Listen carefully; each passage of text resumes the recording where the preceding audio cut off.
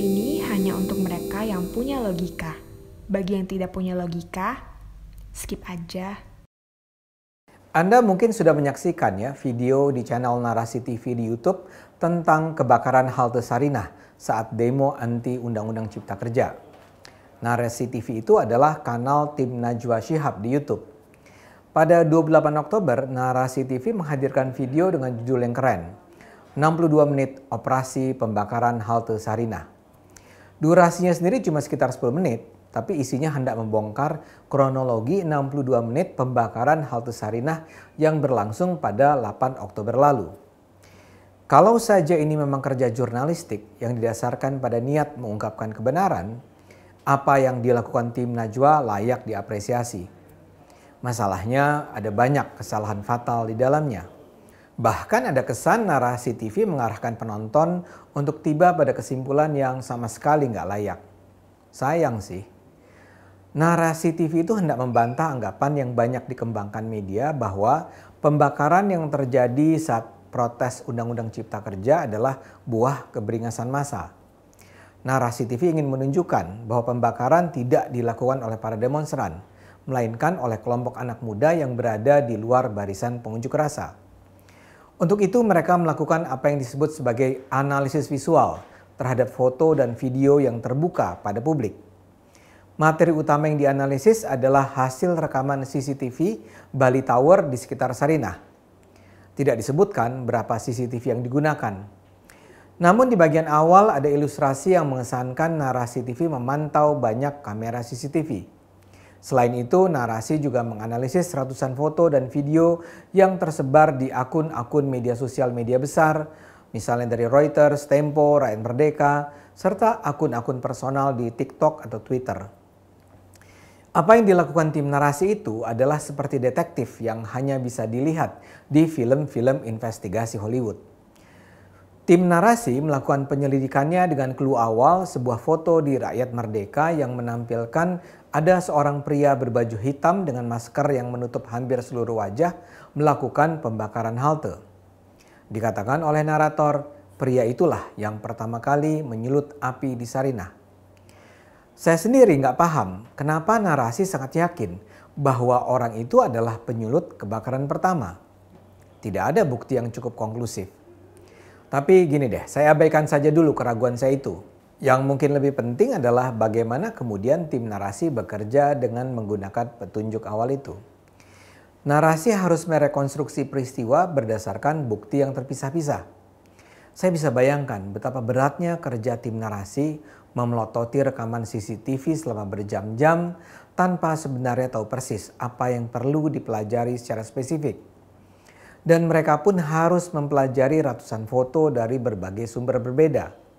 Mencocok-cocokkan, melihat kesamaan, apakah postur fisik orang ini kurang lebih sama dengan si penyulut api pertama, apa ada foto dan video yang berbeda menampilkan peristiwa dari sudut gambar yang berbeda, melihat waktu rekaman, mana yang lebih dulu dari yang lain, mencari clue berikutnya, dan seterusnya.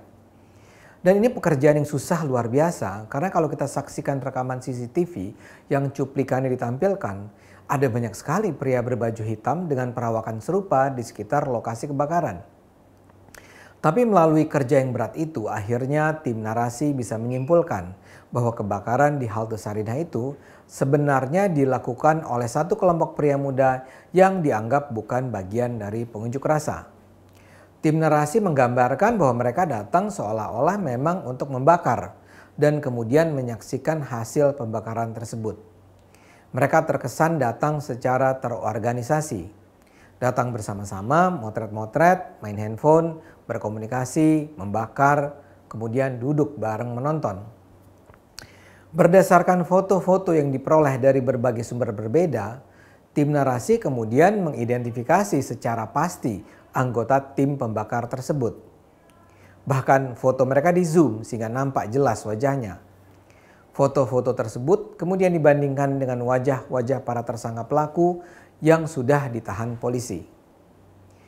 Narasi menyimpulkan bahwa tidak ada sedikit pun kemiripan antara wajah para tersangka yang ditahan polisi dengan wajah para pembakar halte Sarinah. Di bagian akhir video ditampilkan Humas Polda Metro Jaya yang nampak gelagapan ketika didatangi tim narasi untuk dimintai konfirmasi. Apa sebetulnya yang ingin dikatakan narasi dengan seluruh analisis itu? Pertama, kerusakan fasilitas publik dilakukan kelompok terorganisir yang tidak terkait dengan unjuk rasa. Kedua, para pelaku pembakaran itu sudah teridentifikasi secara jelas siapa orang-orangnya. Ketiga, orang-orang tersebut tidak ditahan oleh polisi. Narasi TV berhenti di situ. Tapi rasanya nggak berlebihan bila kita menduga bahwa narasi TV sebenarnya ingin mengarahkan penonton untuk percaya bahwa kebakaran di tengah unjuk rasa tersebut sebenarnya dilakukan oleh orang-orang bayaran yang dilindungi oleh pemerintah. Seperti saya katakan, kalau saja ini karya jurnalistik murni, ini hebat. Masalahnya nggak begitu. Ada begitu banyak kelemahan dalam video narasi TV ini. Pertama, tim analisis narasi TV terlalu sering bikin kesimpulan meloncat. Misalnya saja yang tadi saya katakan, petunjuk awal laporan ini adalah foto pria yang dikatakan sebagai orang yang pertama melakukan pembakaran halte. Dari mana kita bisa tahu bahwa dialah yang mengawali petaka? Nggak jelas. Kemudian ada video TikTok yang direkam sebelum pembakaran terjadi, yang menunjukkan bahwa ada seorang pria mengepal di tengah jalan. Lantas tiba-tiba saja si narator mengatakan, orang inilah si pembakar tersebut. Dari mana narasi tahu bahwa keduanya adalah orang yang sama? Nggak jelas. Lantas soal bahwa rombongan pelaku pembakaran adalah kelompok di luar rombongan pengunjuk rasa. Narasi menyimpulkan begitu karena rombongan tersebut terlihat datang bersama-sama dan lantas berdiri terpisah. Buat saya sih itu tidak menunjukkan apa-apa. Bisa sekali dong mereka datang bersama rombongan demonstran, tapi kemudian memisahkan diri dan memilih melakukan aksi liar. Dan kata lain, apa bukti bahwa mereka sebenarnya bukan demonstran? Tapi menurut saya yang paling tidak layak dilakukan tim narasi adalah menghakimi mereka yang tertangkap lensa kamera sebagai pelaku kejahatan. Tim narasi sama sekali nggak punya bukti konklusif bahwa mereka yang wajahnya ditampilkan secara close up di narasi TV adalah pelaku pembakaran. Narasi TV hanya mencocok-cocokkan sejumlah video dan foto yang terpisah, sebagian foto jarak jauh, sebagian foto jarak dekat, dan berdasarkan kemiripan dan kedekatan yang diidentifikasi tim narasi, disimpulkan bahwa pria-pria tersebut adalah pelaku pembakaran. Jadi sangat spekulatif. Karena itu saya katakan ini adalah kerja jurnalistik yang buruk. Tim narasi hanya memiliki sejumlah petunjuk, tapi petunjuk spekulatif itu sama sekali nggak dapat digunakan sebagai bukti yang bisa membuat narasi dengan yakin menyatakan merekalah pelakunya. Dalam jurnalistik, bahkan seseorang yang sudah dikategorikan sebagai tersangka harus disebut sebagai tersangka kejahatan. Narasi tidak boleh berperan sebagai polisi, apalagi hakim. Satu-satunya kondisi yang memungkinkan narasi menyimpulkan bahwa orang-orang itu adalah pelaku adalah bila narasi TV memang berada di lokasi dan menyaksikan sendiri orang-orang itu melakukan pembakaran. Pada akhirnya, apa yang ditampilkan narasi TV menjadi karya jurnalistik yang penuh cacat. Kita tentu semua layak mengapresiasi hasrat Najwa untuk menampilkan gaya jurnalistik baru, melakukan analisis berdasarkan data audiovisual yang terpisah-pisah untuk tiba pada kesimpulan tertentu. Namun sayangnya barangkali tim narasi belum punya kemampuan analisis yang handal. Yang handal membaca data agar mereka tidak justru tiba pada kesimpulan yang dangkal dan bermasalah. Tapi di sisi lain ada juga hal lain yang mungkin menyebabkan narasi melakukan kesalahan fatal seperti ini. Narasi mungkin sekali terlalu curiga bahwa ada konspirasi yang didalangi pemerintah Jokowi untuk menghancurkan masyarakat sipil dengan menciptakan kerusuhan. Tapi saking bersemangatnya narasi, mereka kayaknya kehilangan akal sehat. Misalnya saja cara narasi memframe polisi. Apa relevansinya ketidaksesuaian wajah para tersangka yang sudah ditahan polisi dengan wajah-wajah yang terekam di kamera? Itu kan mengada-ada. Yang ditahan polisi mungkin pelaku kerusakan di halte lain. Sementara polisi belum punya data tentang pembakaran halte Sarinah. Lagi pula kenapa juga data narasi yang harus dijadikan patokan?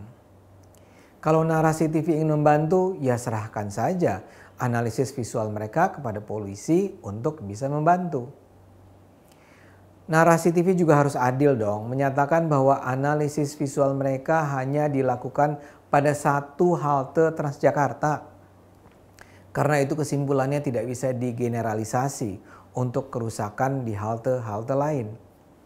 Menurut data misalnya, ada 3 halte yang hangus terbakar dan puluhan lainnya mengalami kerusakan.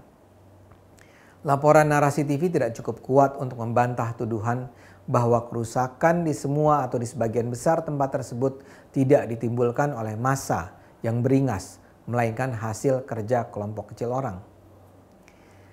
Saya sendiri termasuk orang yang percaya bahwa perusakan fasilitas publik itu tidak dilakukan oleh peserta unjuk rasa murni. Tapi untuk tiba pada kesimpulan tentang siapa yang melakukannya, tentu diperlukan penelusuran dan pembuktian yang berhati-hati. Kita semua tentu bahagia bila jurnalis Indonesia mengembangkan praktek-praktek jurnalistik baru untuk mengungkapkan kebenaran. Tapi kita tentu juga berharap para jurnalis melakukannya selalu dengan akal sehat. Karena hanya dengan akal sehat, kerja jurnalistik bisa bermanfaat.